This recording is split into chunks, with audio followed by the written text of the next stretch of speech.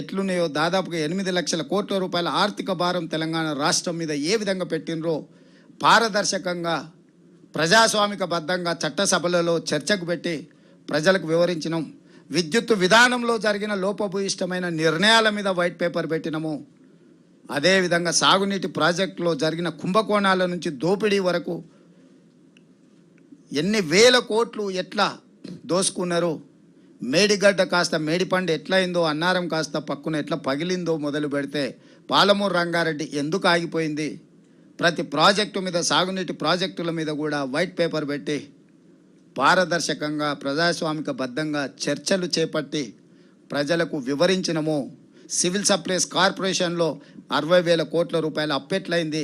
విద్యుత్ సంస్థలు 81,000 కోట్ల రూపాయలు బ్యాంకులలో అప్పులు ఉన్నాయి.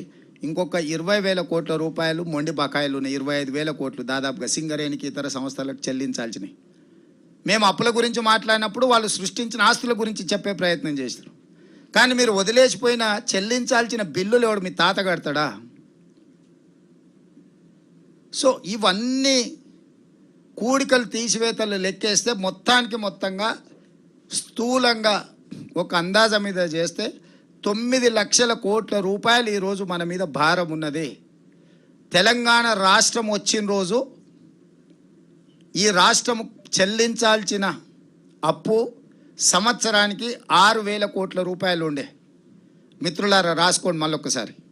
తెలంగాణ రాష్ట్రం ఏర్పడ్డ రోజు జూన్ 2, 2014 నాడు సంవత్సరం మొత్తానికి ఆ ప్రభుత్వం చెల్లించాల్సిన అప్పు బ్యాంకులకు అనుకోండి, మిత్తి అనుకోండి, అసలు అనుకోండి 6,000 కోట్లు. మేము అధికారం ఏర్పడ్డ రోజు లెక్కేస్తే 64,000 కోట్లు ప్రతి సంవత్సరం చెల్లించాల్సింది. నువ్వు తిన్నా తినకపోయినా, నువ్వు జీతాలు ఇచ్చినా ఇవ్వకపోయినా, నీ రాష్ట్రానికి ఆదాయం ఉన్నా ఆదాయం లేకపోయినా ఆ రోజు నాడు 64,000 కోట్లు సంవత్సరానికి చెల్లించాల్సిన పరిస్థితి. అంటే 600% అప్పులు చెల్లించే పరిస్థితి కేసీఆర్ గారు కల్పించారు. ఈ రోజుకు మిగతావి కూడా స్టార్ట్ అయినాయి. ఇప్పుడు 70,000 కోట్లు అయింది.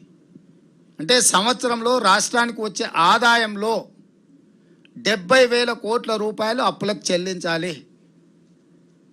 ప్రతి నెల దాదాపుగా జీతాలు అనుకోండి, పెన్షన్లు అనుకోండి, ఒక 60,000 కోట్ల రూపాయలు జీతభత్యాలు, పెన్షన్లు, ప్రభుత్వం యొక్క నిర్వహణ కోసము ఇంకొక 60,000 కోట్ల రూపాయలు. అంటే 1,30,000 కోట్ల రూపాయలు ప్రతి నెల ప్రతి సంవత్సరము మార్చి 31 నాటికి మనం చెల్లించాల్సిన బాధ్యత. ప్రతి నెలకు విడగొడితే దాదాపుగా ప్రతి నెల 1వ తారీఖు నాడు నాకు 11,000 కోట్ల రూపాయలు కావాలి. ఇవి పక్కన పెడితే ఇక సంక్షేమం ఆయన గారు చెప్పినవి అయితేంది, మేము చెప్పినవి అయితేంది, గతంలో ఉన్న ఉమ్మడి రాష్ట్రంలో మనకు సంక్రమించిన సంక్షేమం కావచ్చు, వాటిని కూడా లెక్కేసుకుంటే ఈరోజు రాష్ట్రం యొక్క ఆర్థిక పరిస్థితి మీకు స్థూలంగా అర్థమవుతుంది. మేము వచ్చిన తర్వాత మొదటి నెల 4వ తారీఖు నాటి జీతాలు ఇచ్చినాం, 2వ నెల 1వ తారీఖు నాటి జీతాలు ఇచ్చినాం. ఇది మా ఆర్థిక నిబద్ధతకు కొలబద్ద.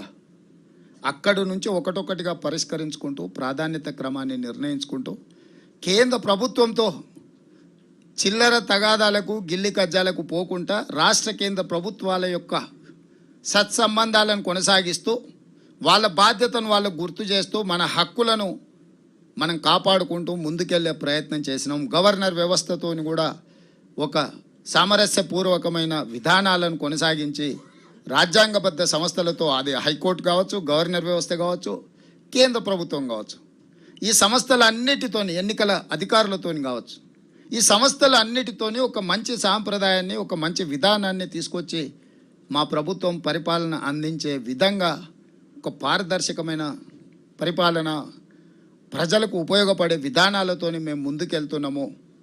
100 రోజుల్లో దాదాపుగా ఇది మా ప్రోగ్రెస్ రిపోర్ట్. ఈరోజు మీ ముందుకు వచ్చి మేము చేసినాము, మేము చేస్తామనే నమ్మకం, విశ్వాసంతో మళ్ళీ మీతోని ఎన్కౌంటర్కి ఇక్కడికి వచ్చి ఆనాడు ఎన్నికల ముందు వచ్చిన, ఈనాడు ఎన్నికైన 100 రోజుల పరిపాలన పూర్తి చేసుకొని మీ ముందు వచ్చి కూర్చుని నేను. ఎందుకంటే నా ప్రభుత్వం పట్ల, నా మంత్రివర్గ సహచరుల పట్ల తెలంగాణ ప్రజల పట్ల మాకు నిబద్ధత ఉన్నది, బాధ్యత ఉన్నది, అకౌంటబిలిటీ ఉన్నది. మేము ఎక్కడ కూడా ఆధిపత్యాన్ని చెలాయించాలనో మీ స్వేచ్ఛను హరించాలన్న ఆలోచన లేదు. అట్లాంటి ఆలోచనలు ఉన్నోళ్ళు ఎవరైనా ఆనాడు 7 తరాలు అనుభవించిన నిజాంకు ఏం పరిస్థితి వచ్చిందో, ఒక తరంలోనే 10 సంవత్సరాలనే ఏం ఫలితాలు అనుభవించిండో, వారు కారు షెడ్డుకు పోయింది, వారేమో ఇంటికి పోయినరు. ఇట్లాంటి పరిస్థితుల్లో ఎవరైనా ప్రజల ఆలోచనకు వ్యతిరేకంగా నిర్ణయాలు చేస్తే ఉంటాయని తెలిసిన వాడిగా వీలైనంత మేరకు మీ అందరి సహకారం తీసుకొని ఒక మంచి పరిపాలన అందించి దేశంలోనే వైబ్రెంట్ తెలంగాణ అంటే చర్చ జరిగే విధంగా వైబ్రెంట్ తెలంగాణ ఆదర్శంగా ఉండాలన్న ఆలోచనతోని మా ప్రభుత్వాన్ని నడుపుతున్నాము. మీరందరూ కూడా సహకరించాల్సిందిగా విజ్ఞప్తి చేస్తున్నా.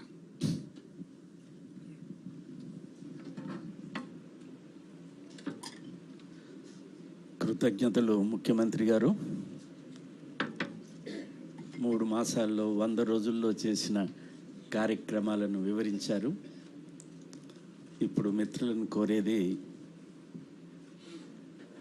బాబు ఇటోరు ప్రసాద్ కమ్ యథావిధి పేరు, ఆర్గనైజేషన్ పేరు, క్వశ్చన్స్ రిపీట్ కాకుండా చూడండి. రెండవ రిక్వెస్ట్, ఆన్సర్ కన్నా ఎక్కువ క్వశ్చన్ నరేషన్ వద్దు, క్రిప్స్గా చేయండి. చారి గారు అటు అక్కడ next I will come to.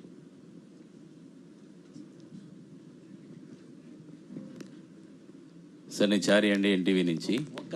ఒక్క సెకండ్ నరేందర్ రెడ్డి గారు, CM adviser political affairs, please come, రండి. మీరా ఓకే, కూర్చో, రండి. మీ చైర్ ఇచ్చేసి ఇంకొచ్చి మాకు తెలియాలి కదా మీరు అందరికీ. ఇటేనా రండి. సార్ నేను చారి సార్, ఎన్టీవీ. ఇదే